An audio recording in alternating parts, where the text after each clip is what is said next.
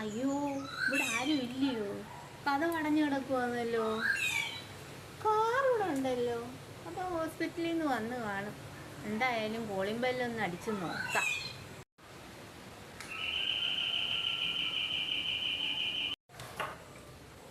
അല്ല, ആര്? പാറുമ്മയോ? പാറുമ്മ ഇങ്ങോട്ടൊന്നും കാണാനേ ഇല്ലല്ലോ. എന്ത് പറ്റി ഇപ്പം ഇങ്ങോട്ട് വരാന്? ഓ, അമ്മയ്ക്ക് വയ്യാത്ത അറിഞ്ഞോണ്ട് വന്നയാന്നോ? ദൈവമേ, അമ്മയുടെ പ്രഷർ കൂട്ടാതിരുന്നാ മതിയായിരുന്നു. ഒന്നുമില്ല പാറുമ്മേ, വാ കയറി വാ. വാ, ചായ വേണോ? എന്താ വേണം അമ്മയ്ക്ക്? വാ, കുടിക്കാനൊന്നും വേണ്ട. ഞാൻ അമ്മയൊന്ന് കാണാൻ വേണ്ടി വന്നതമ്മ. എന്ത് ചെയ്യുമ്പോടെ അമ്മ എവിടെ കിടക്കുന്നേ? റൂമിലാന്നോ? എന്നാ ഞാൻ പോയി കാണട്ടെ. എന്താ ലക്ഷ്മി, നീ മൂടിപ്പൊതിച്ചൊക്കെ ഇരിക്കുന്നത്? ഇപ്പം എങ്ങനെയുണ്ട്? അസുഖമൊക്കെ കുറവുണ്ടോ? ആ, കുറവുണ്ട് ചേച്ചി. പിന്നെ ഇടയ്ക്കിടയ്ക്കൊരു തണുപ്പ് പോലെ, അതായി മൂടിപ്പൊതിച്ചിരിക്കുന്നത്. ഒന്നും പറയണ്ട ചേച്ചി, ഏറ്റുമാനൂരൊരു കല്യാണത്തിന് പോയതാ. ആ കല്യാണത്തിന് സദ്യ ഉണ്ടവർക്ക് എല്ലാം ഫുഡ് പോയ്സൺ ഉണ്ടായി. അങ്ങനെ ആ കല്യാണ സ്ഥലത്തു നിന്ന് വല്ല വിധേനയും വീട്ടിൽ വന്ന് ഇങ്ങോട്ട് കയറിയപ്പോഴത്തേന് അങ്ങ് വോമിറ്റ് ചെയ്യാൻ തുടങ്ങി.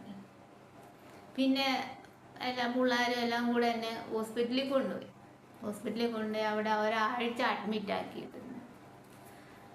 ആദ്യം ഒന്നും എന്തോ അസുഖമൊന്നും കണ്ടുപിടിച്ചില്ല, എന്തൊക്കെ ചെയ്തിട്ടും കുറഞ്ഞില്ല. പിന്നെ അന്നേരം ഡോക്ടർ പറഞ്ഞ ബ്ലഡ് കൾച്ചർ ചെയ്ത് നോക്കാൻ. അങ്ങനെ കൾച്ചർ ചെയ്ത് നോക്കിയപ്പോഴെന്തുവാ, ടൈഫോയിഡും യൂറിൻ ഇൻഫെക്ഷനും ഉണ്ട്. അയ്യോ, ഒന്നും പറയണ്ട. പിന്നെ ഇഞ്ചക്ഷനും മരുന്നും ഒക്കെ ചെയ്ത് ഇപ്പം കുറവുണ്ട്, ആശ്വാസമുണ്ട്. അപ്പം BP കൂടെ ഉണ്ട്. ആണോ? ഫുഡ് പോയ്സൺ ആയിരുന്നോ നിനക്ക്? ദൈവമേ, രക്ഷപ്പെട്ടത് മഹാഭാഗ്യം. പിന്നെ എൻ്റെ ഒരു ബന്ധുവിന് ഇതുപോലെ ഫുഡ് പോയ്സൺ ഉണ്ടായി.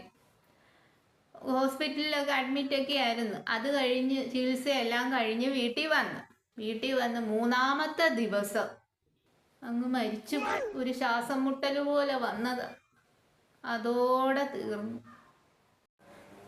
മരിച്ചോ? കേട്ടോ, നീ പേടിക്കൊന്നും വേണ്ട കേട്ടോ. നിനക്ക് അങ്ങനെയൊന്നും വരുത്തൊന്നുമില്ല.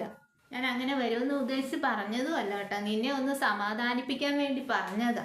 നീ പേടിക്കണ്ട കേട്ടോ. നിന്റെ അസുഖം എല്ലാം മാറി.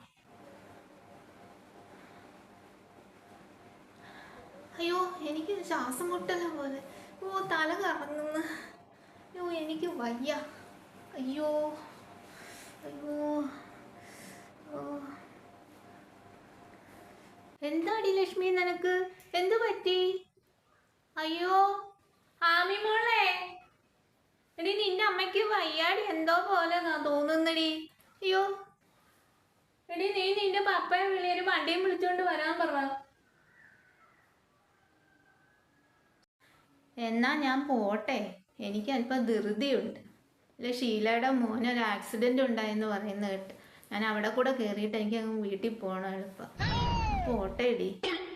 അയ്യോ, എന്താ അമ്മേ? അയ്യോ, എൻ്റെ അമ്മയ്ക്ക് എന്ത് പറ്റി? അയ്യോ, ഞാൻ അന്നേരം വിചാരിച്ചു, ആ പാറുമ്മ വന്നപ്പോഴേ ഞാൻ വിചാരിച്ചു എൻ്റെ അമ്മയെ വയ്യാതാക്കിയിട്ട് അവർ പോത്തോളം. പാഷാണം പാറു.